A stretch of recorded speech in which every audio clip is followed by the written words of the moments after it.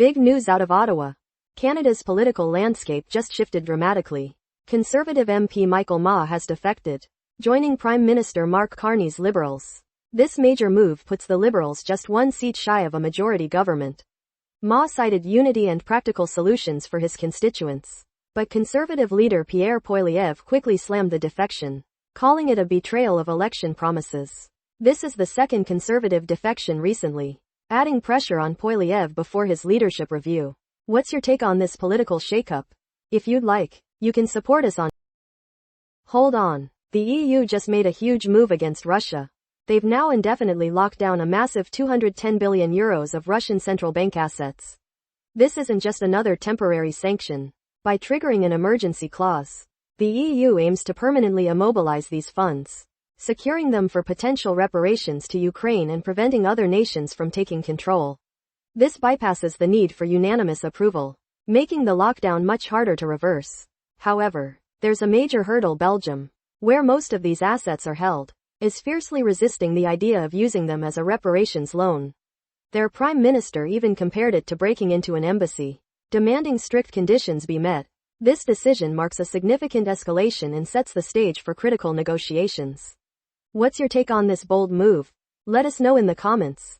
Subscribe for more updates. And if you'd like, you can support us on. Meta is cracking down on abortion advice and queer content globally.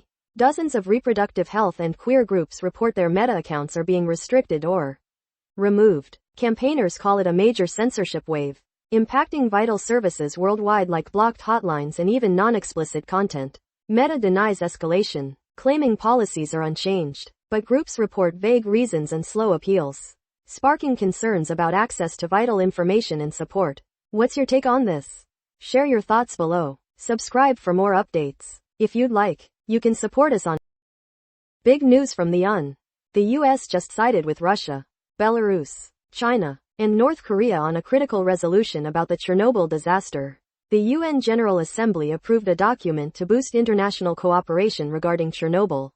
But 8 countries voted against it.